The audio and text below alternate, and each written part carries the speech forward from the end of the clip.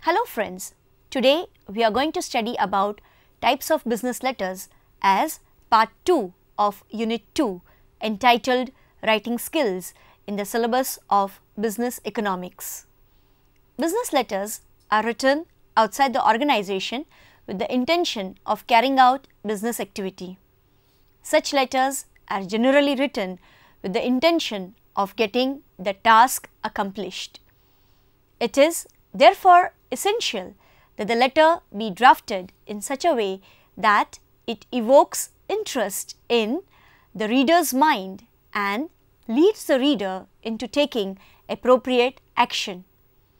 The frequently written business letters are persuasive letters, request letters, good news letters and bad news letters. Let us first discuss about persuasive letters.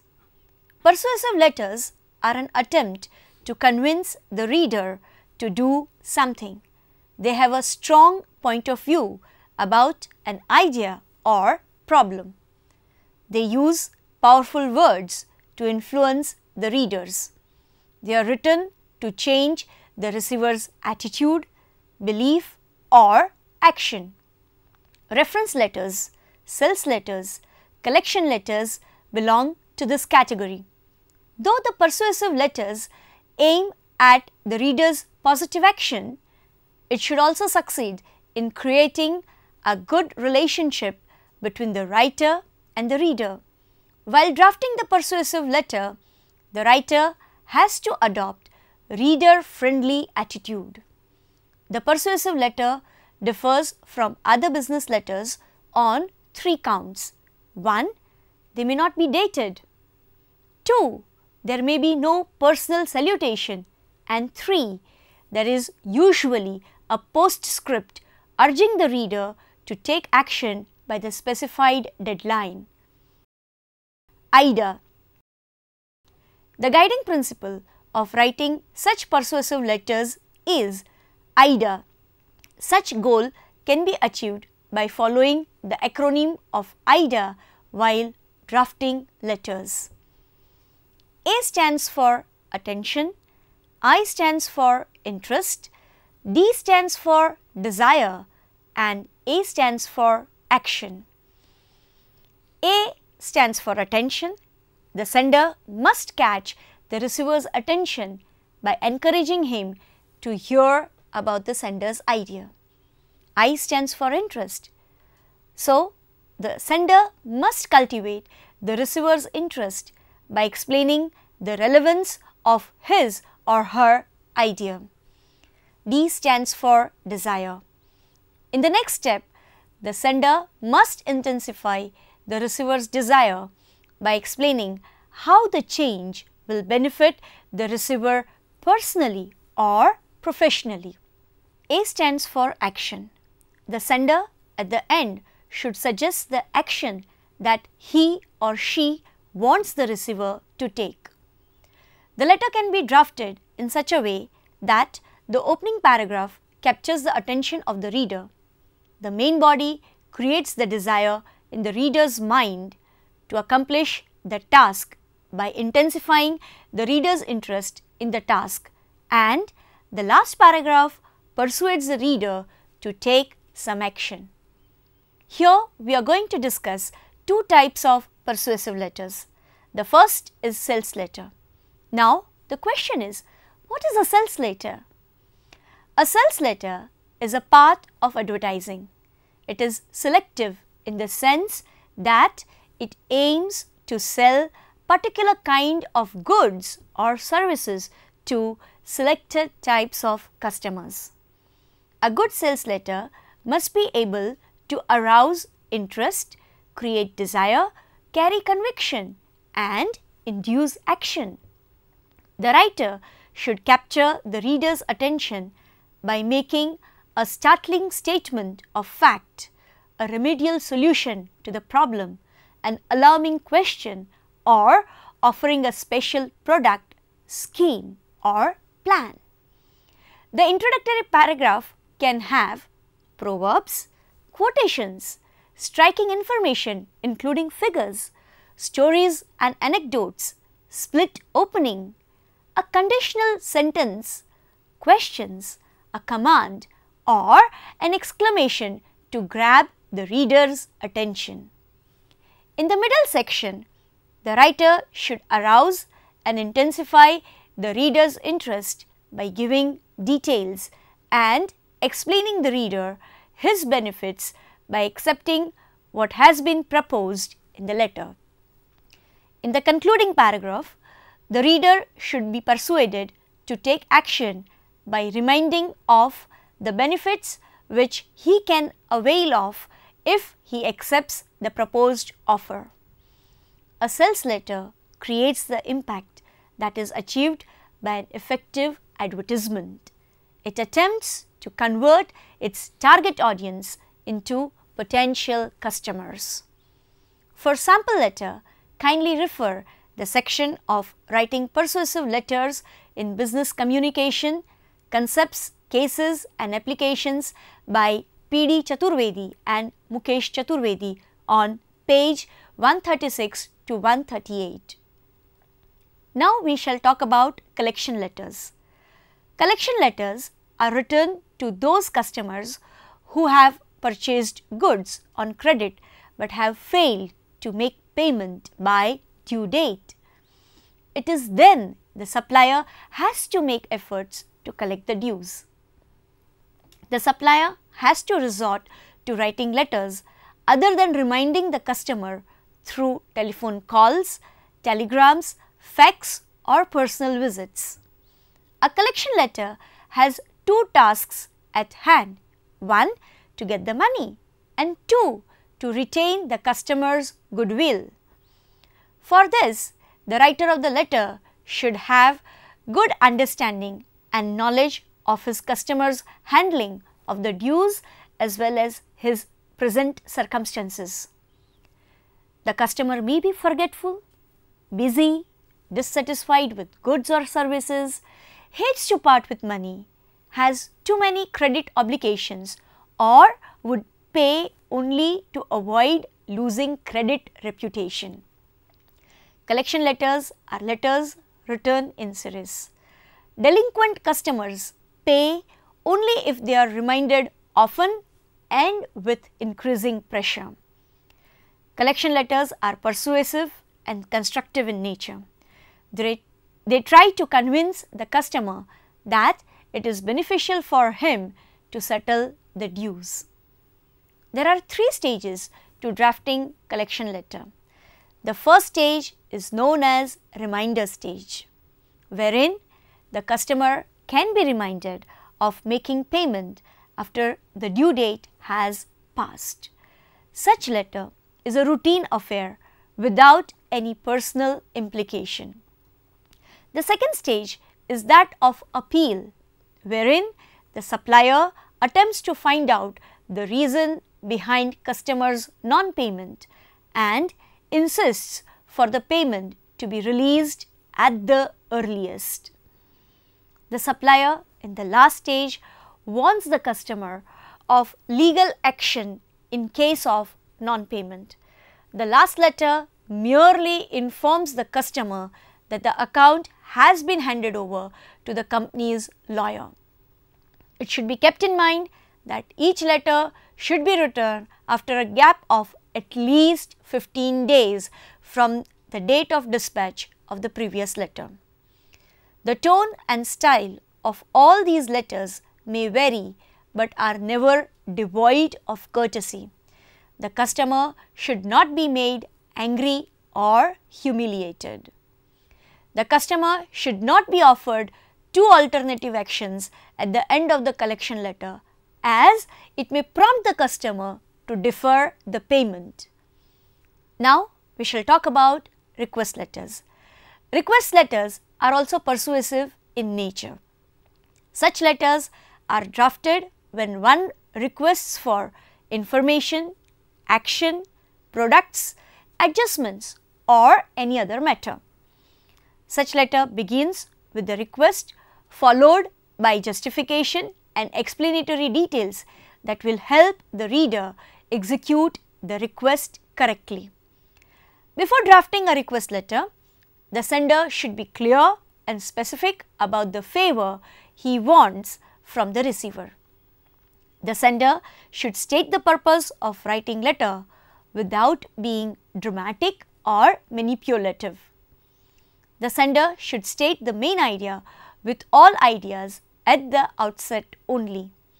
However, such idea should be carefully worded so that the sender does not sound harsh or unclear. Instead of demanding action like send me the details of, one should soften the request by using words like please or maybe I would appreciate. The sender should explain and justify his request in the middle part of the letter. If there is more than one request, then it should be expressed using a pattern of listing. However, such listing should be logically and coherently done. The closing of the letter should contain a specific request for action along with an expression of appreciation for the time spent in considering the request. One should avoid expression like thanking you in advance or waiting for a positive response. The receiver can be thanked after the sender's request has been complied with. In order to make the request letter effective, the sender should address the letter to an individual and not to the company. Letters placing orders, letters requesting information and action, letters of claims and adjustments, letters requesting references and recommendations are various types of request letters drafted in the business setup. The reply to such request letters can be positive or negative. One ought to be positive in drafting a negative response. As a matter of fact, negative information should be embedded in a positive context. So, instead of saying the office closes at 5:30, the office remains open until 5:30 should be said. Good news letters. A good news letter relays positive information. It is that business letter which conveys good news to the receiver. It is the kind of letter that any organization wants to send or receive because the receiver will be glad to get it. The purpose behind sending good news letter is to give information or to reassure the receiver or to build a good image of the organization or to cement a good relationship between the sender and the receiver or to reduce further correspondence on the subject. Answers to requests for information and action, grants of claims and requests for adjustment, recommendations, informative messages, good news announcements and goodwill messages fall under the category of good news letter. Any good news letter basically consists of three parts. The good news is put in the first paragraph of the letter. Consequently, the subject line and the first paragraph should always be loud and clear so that the receiver does not miss it if he or she is in receipt of lots of letters. The particulars of the news are explained in the middle part of the letter.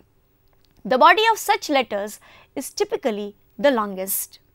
Everything is explained in such detail that there is no scope of confusion or doubt.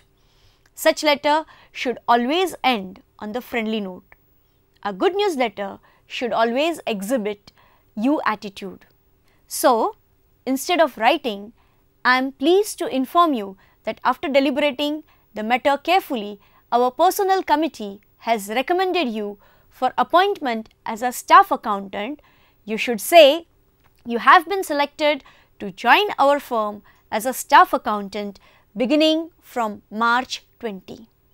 Kindly refer Writing Routine and Positive Messages in Business Communication Today by Bovi, Thil and Chaturvedi on page number 214 to 240. Now we shall talk about bad news letters. Bad news letter is a letter which conveys negative or unpleasant information without irritating the receiver. Drafting a bad news letter is the most difficult thing because the sender has to break the bad news while retaining the receiver's goodwill.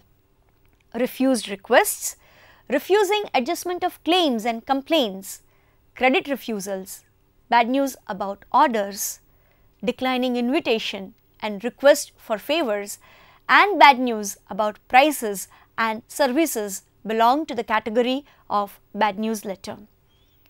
The purpose of bad news letter is not just to give bad news to the receiver, but also make the receiver understand and accept the bad news while maintaining as much goodwill as possible. The receiver should be convinced that he has been taken seriously and that the sender's decision is fair and reasonable. There are two ways of planning bad news letter. 1. Direct plan and 2. Indirect plan. There are 3 steps involved in direct plan, namely bad news decision with or without buffer in the opening paragraph, explanation for it in the middle paragraph, and the letter should conclude with a courteous end. The indirect plan consists of the buffer, reasons, bad news and positive close. A buffer is a neutral or a positive statement that allows the sender to delay the negative news. A buffer statement can be a result of some agreement, appreciation, assurance, compliment, cooperation, good news, neutral, courtesy or understanding. One should avoid overbearing attitude, apologies, wordy and irrelevant phrases in the buffer statement. Such statement should not be unnecessarily long. The reason for sending bad news letter should be drafted in third person, impersonal and passive language. Negative, counterproductive words and accusing tone should be avoided in order to maintain the receiver's self-respect. Bad news should be given once the receiver is psychologically ready for it. The sender should minimize the time and space in breaking such news. Complex or compound sentences should be used to convey such news. Such letter should end on a positive note. A positive close helps in building goodwill by offering a suggestion for action or providing a look toward the future. Kindly refer Writing Negative Messages in Business Communication Today by Bovi, Thil and Chaturvedi on page 254 to page 292. Summary. Business letters are letters written outside the organization for the purpose of business. Such letters are classified into several types on the basis of its purpose and content. In a business organization, one may be required to draft persuasive letters, sales letters, collection letters, request letters, good news letters and bad news letters. Friends, I hope you have understood how various business letters are written. Thank you.